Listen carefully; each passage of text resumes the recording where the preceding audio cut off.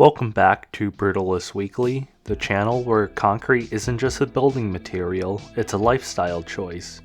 Grab a snack, grab a drink, because today we'll be diving into the brutalist and modernist megastructures that appear on Molchat Doma's album art. I think it's only fitting that I made this video partly because of the channel name and partly because I've always wanted to talk about these buildings since I started listening to Molchat Doma 6 years ago, and also it just somehow turns Soviet-era brutalist architecture into this vibe for doomers all over the world.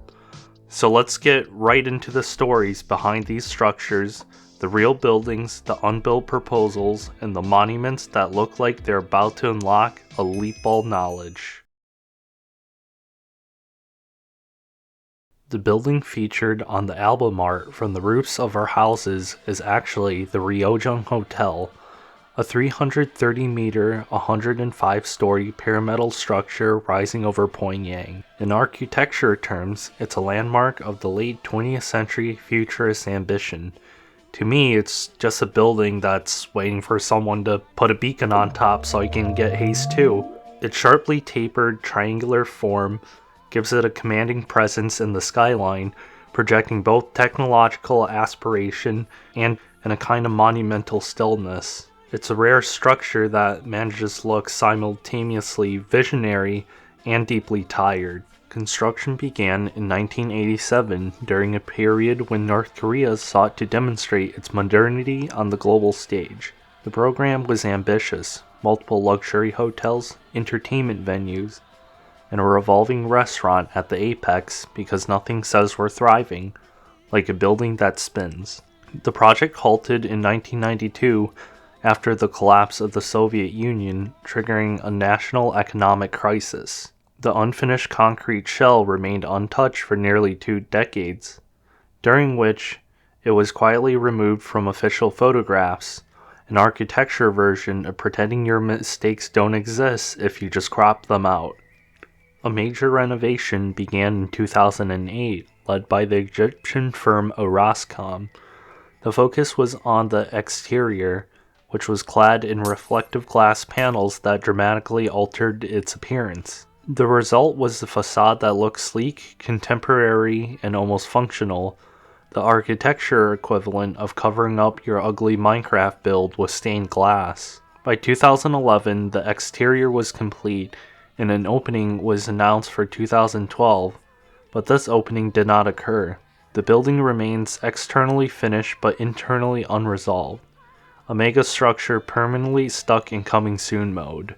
In 2018, a large LED display was installed on one of the faces of the building. This transformed the Ryugyong into a monumental digital billboard, projecting patriotic animations and the state messaging across the skyline. It's unusual but effective adaptive reuse strategy.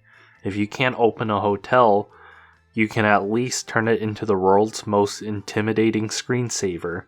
Today, the Ryugyong Hotel stands as a symbol of unrealized modernity, a structure caught between ambition and limitation. It embodies the complexity of megastructure design, national image making, and the challenges of constructing at a monumental scale. Its presence is both iconic and enigmatic, a reminder that architecture can be powerful even when it remains unfinished, and some buildings achieve cultural significance simply by existing in a state of permanent anticipation. I think I'm going to rate this building 10 out of 10 concrete slabs.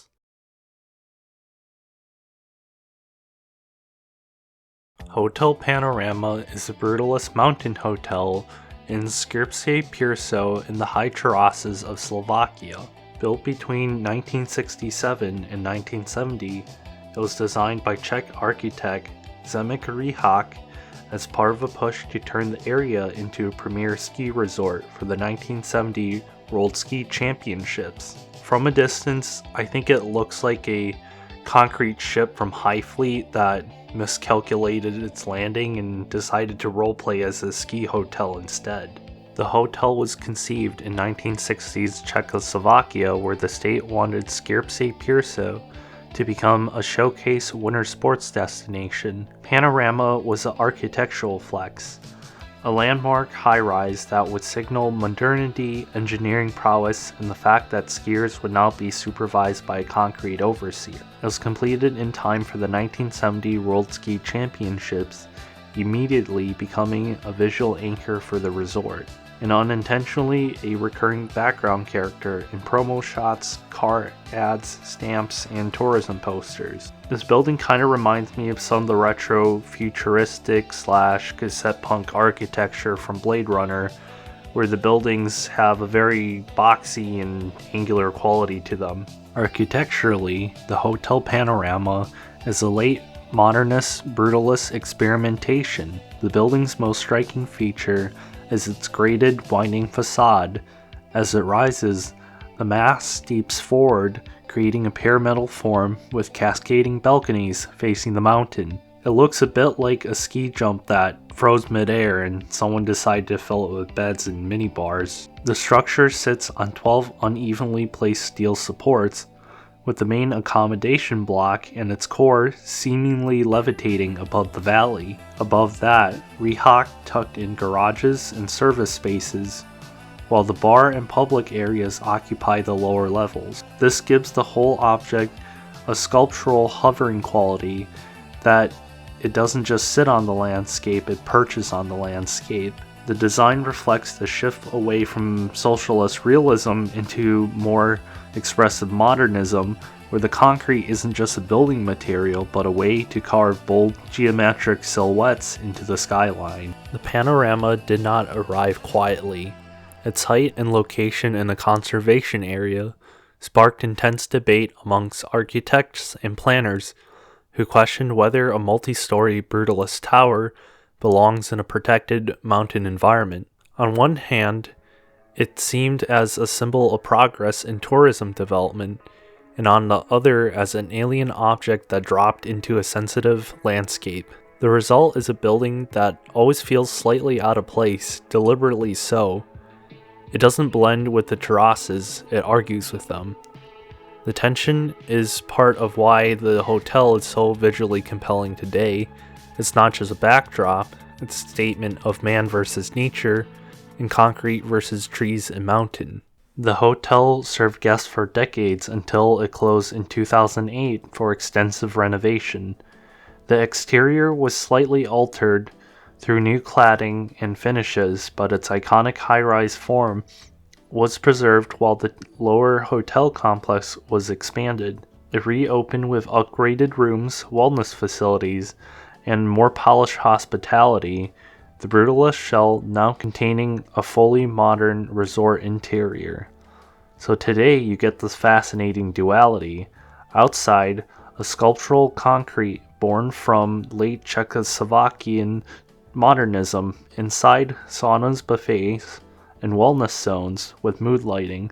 Hotel Panorama stands as a case study in Eastern European mountain modernism, a building that merges structural bravado, sculptural form, and an unapologetic visibility in the protected landscape. It embodies the optimism of post-war Czechoslovakian architecture and the belief that bold design and advanced engineering could reshape even the most remote territories into showcasing modern life. At the same time, the later refurbishments show that once ideological monuments can be absorbed into contemporary tourism culture without losing their strange charisma. In the end, it's both a fascinating 4-star hotel and a brutalist artifact, a place where you can take a wellness weekend inside a piece of architecture history that looks like it's about to take off. I think I'm going to rate this hotel 9 out of 10 concrete slabs.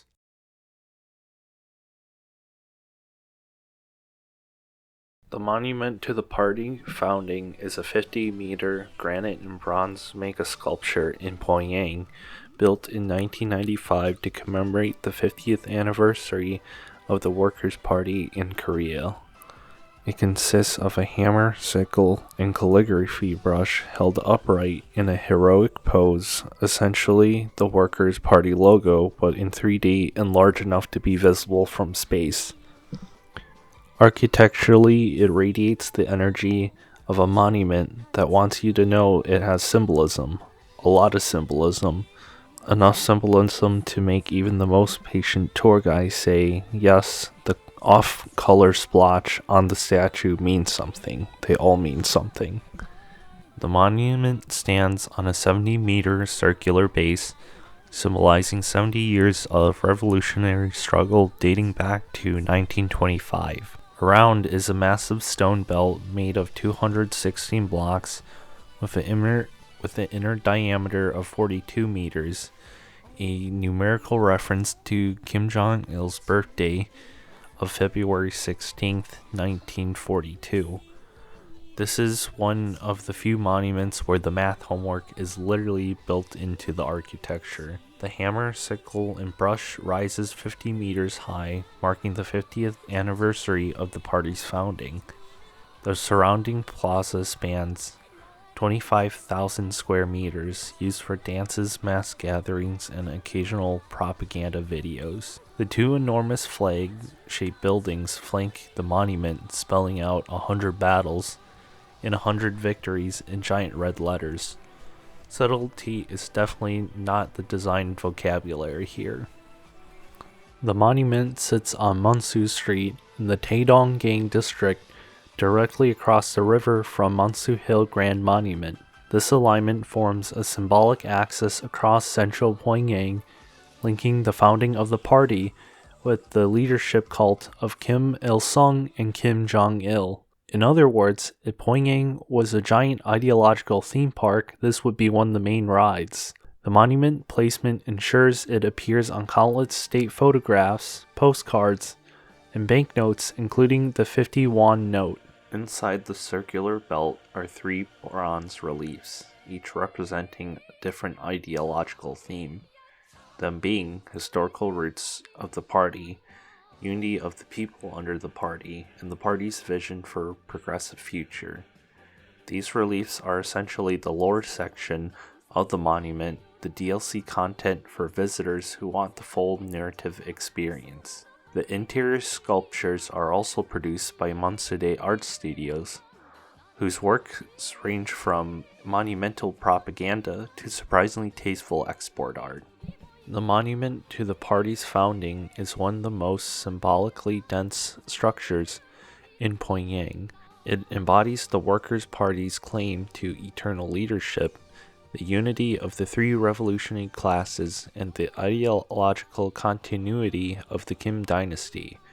It's both a political statement and piece of monumental urban choreography, a statue designed to anchor Pyongyang's skylines, reinforce state narratives, and remind the viewer that in North Korea, even the architecture is propaganda. Despite its rigidity, the monument remains one of the most recognizable landmarks in the country, a fusion of sculpture, symbolism, and statecraft rendered in a monumental scale. I give this monument 8 out of 10 concrete slabs.